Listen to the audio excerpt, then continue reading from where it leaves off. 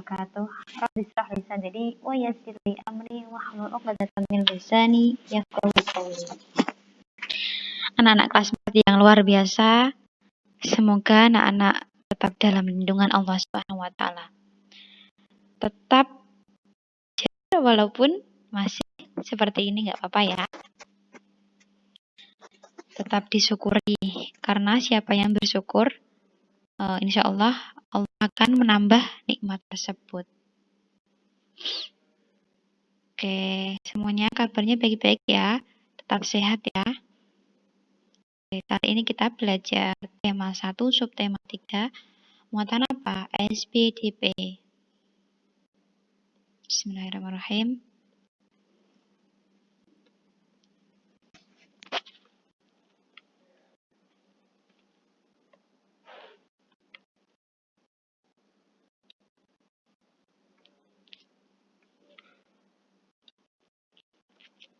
Oke, lanjut.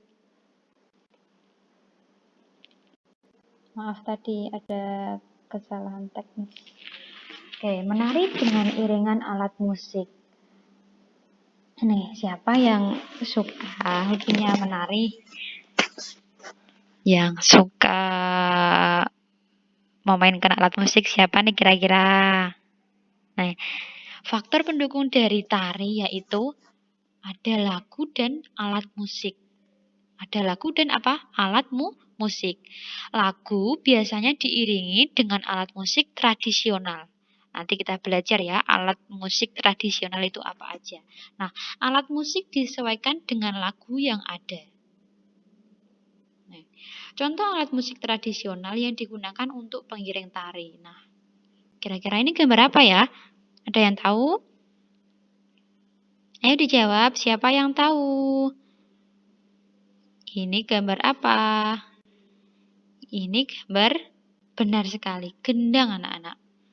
Nah, ini termasuk alat musik tradisional. Siapa yang sudah pernah memainkan gendang ini? Nah, yang kedua yaitu, kira-kira gambar apa ini ya? Udah pernah lihat belum? Nah, ini namanya tamborin anak-anak. Termasuk alat musik tradisional juga. Nah, yang ketiga, apa ini kira-kira? Nah, ini namanya marakas. Yang keempat, nah ini sudah kemarin ya, sudah berita singgung, yaitu gamelan. Sekarang contoh iringan alat musik untuk mengiringi lagu lir-ilir. Nah, iringan untuk gerakan 1 itu hitungannya 2 kali 8 ketukan. Nah, coba dihitung ya. Ada 1, 2, 3, 4, 5, 6, 7, 8. Nah, hitungan ketukan yang pertama itu 2 pukulan. Yang kedua 1 pukulan, yang ketiga 2 pukulan, yang keempat 1 pukulan. Yang kelima 2 pukulan, yang keenam 1 pukulan, yang ketujuh 2 pukulan, dan yang ke-8 yaitu 1 pukulan.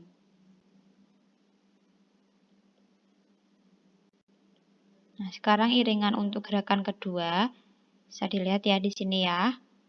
Seperti tadi.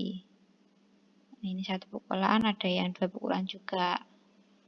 Oke, yang ketiga itu gerakan 3 dan 4 2 kali. Ada yang 2 pukulan juga. Ada 1 pukulan. Nah, ini gambar apa ini? Yang tadi ya, gendang ya. Oke, ini yang iringan untuk gerakan kelima. Seperti itu. Nah, selanjutnya, hal-hal yang harus diperhatikan saat pementasan tari ini. Ini harus diperhatikan baik-baik ya. Didengarkan baik-baik loh ya. Nah, pementasan itu kegiatan menampilkan suatu karya seni yang bertujuan untuk apa? Untuk menghibur penonton. Nah, biar yang menonton itu terhibur dengan tampilan kita anak-anak. Misalnya tari itu tadi. Nah, ini kan pada nari itu. Ada selendangnya juga nih, aksesorisnya. Nah, ini mungkin anak-anak yang putri ya, pernah menyaksikan ataupun malah yang nari sendiri ya. Nih. Jadi apa tadi pementasan? Pementasan itu kegiatan menampilkan suatu karya seni yang bertujuan untuk menghibur yang menonton atau penonton itu sendiri. Selanjutnya, hal yang perlu diperhatikan sebelum mementaskan tari. Nah, ini yang perlu diperhatikan nih. Yang pertama itu gerakan-gerakan dasar tari harus dihafalkan dengan baik. Nah, jadi sebelum anak-anak mementaskan sebuah tari itu harus menghafalkan dulu gerakannya bagaimana gitu, harus dihafalkan dengan baik-baik. Harus latihan dulu, harus dipersiapkan dengan baik-baik gitu. Biar ketika mementaskan itu bisa maksimal gitu. Karena kalau sudah latihan itu insya Allah nanti bisa lancar. Nah, gitu. Yang kedua, kelengkapan tari harus dipersiapkan dengan cermat. Misalnya, ada kostum itu baju yang dipakai untuk pementasannya nanti. Dan alat yang diperlukan untuk menari. Alatnya apa saja dipersiapkan sebelum mementaskan tari tersebut. Nah, ingat-ingat ya, harus dihafalkan dulu dengan baik, kemudian kelengkapan yang harus dipersiapkan itu ada baju kostumnya itu dipersiapkan terlebih dahulu gitu, dengan cermat ya.